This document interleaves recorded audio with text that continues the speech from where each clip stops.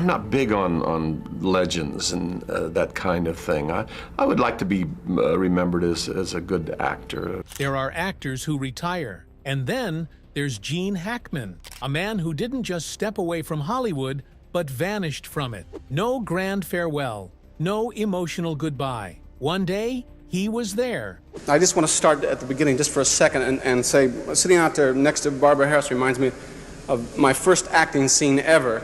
Was in New York. Commanding the silver screen with his brilliance, and then silence. What made one of the greatest actors of all time disappear? What were his final words before he walked away forever? And where is he now? This is the story of Gene Hackman, the man, the legend, and the mystery. The rise of a legend. Gene Hackman's career wasn't just about success, it was about relentless perseverance. Unlike many Hollywood stars who found early fame, Hackman struggled for years before breaking into the industry. His acting teachers told him he lacked talent. They laughed at him, dismissed him, and told him to quit. Even the prestigious Pasadena Playhouse, where he studied acting, labeled him as one of the students least likely to succeed. But quitting was never an option. He turned every rejection into fuel, every failure into motivation. His breakthrough came in 1967 when he played Buck Barrow in Bonnie and Clyde, a role that earned him his first Academy Award nomination. Hollywood finally took notice. He was no longer just another struggling actor. He was a force to be reckoned with. His Oscar-winning performance in The French Connection cemented his place in Hollywood history. He had the power to captivate audiences, to make us believe in his characters. From gritty detectives to ruthless villains, Hackman was a master of transformation. His performances in The Conversation, Superman, Unforgiven, and countless other classics made him an irreplaceable legend. But the journey wasn't easy. A difficult childhood and military service. Born in 1930 in San Bernardino, California, Hackman's early life was far from glamorous. His father, Eugene Hackman, was a pressman for a newspaper, but struggled to support his family. When Gene was 13, his father walked out on the family, leaving his mother to raise him alone. It was a wound that never fully healed. Years later, Hackman recalled seeing his father drive away, waving from the car window, his final goodbye. That moment stayed with him, shaping his view on relationships, commitment, and abandonment. At 16, Hackman lied about his age to enlist in the U.S. Marine Corps. He traveled the world, serving as a radio operator during the early years of the Cold War. But he was rebellious. He often clashed with authority, a trait that would later fuel some of his most powerful performances. After 3 years of service, he returned home. Directionless, he drifted through odd jobs: truck driver, furniture mover, shoe salesman. But deep down, he knew he was meant for something more. Then came the decision that changed everything. Hollywood, the hard road to fame. In the 1950s, Hackman moved to New York City with a dream: acting.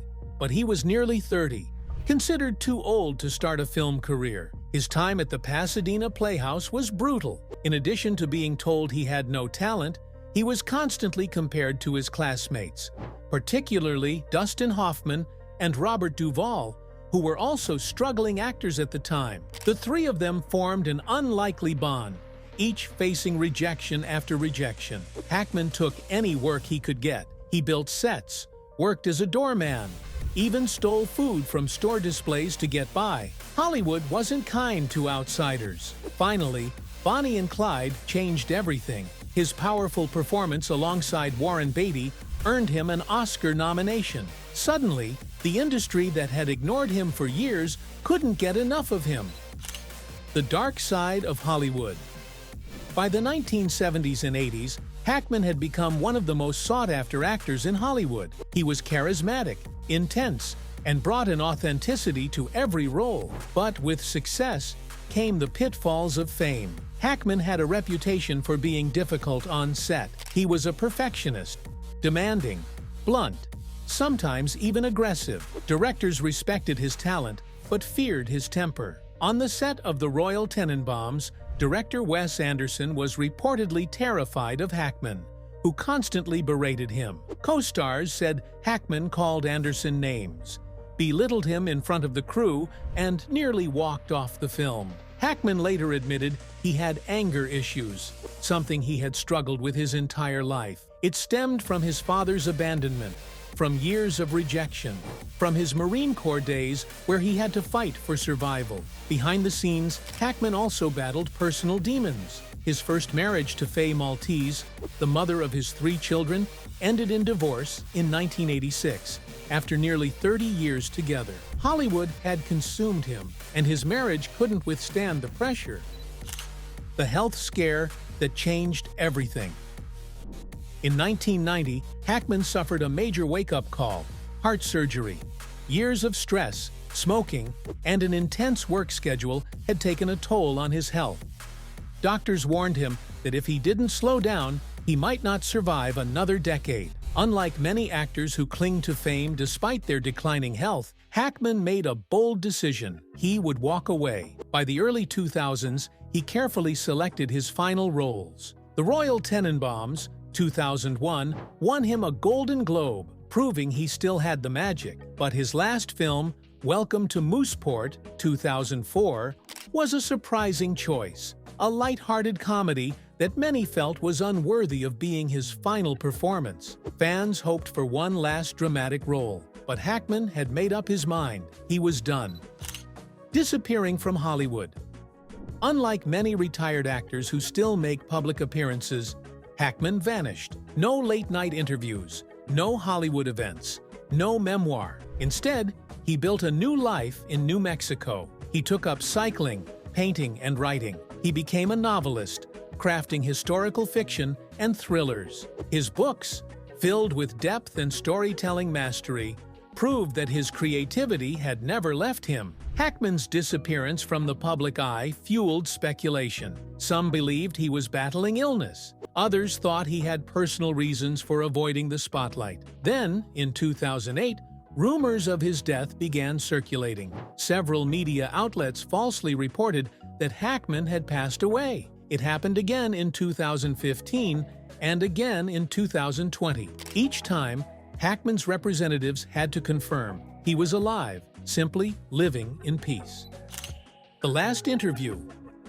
Hackman never officially announced his retirement, but in 2009, he gave what would be his last known interview. When asked if he missed acting, his response was short but profound. "I don't think about it much anymore." For a man who had dedicated his life to the craft, this was a powerful statement. Unlike many stars who long for the spotlight, Hackman had found something greater: peace, and he had no intention of looking back.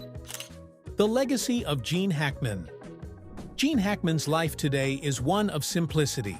He remains out of the public eye, enjoying his days away from Hollywood's chaos. He's one of the few actors who left on his own terms and never returned. While the world may miss him, there's something admirable about a man who knows when to walk away. Hackman's legacy is secure, his performances continue to inspire, and his decision to choose life over fame makes him a legend in more ways than one. What do you think about Gene Hackman's decision to leave Hollywood? Let us know in the comments below. And if you love deep dives into legendary stars, make sure to like and subscribe.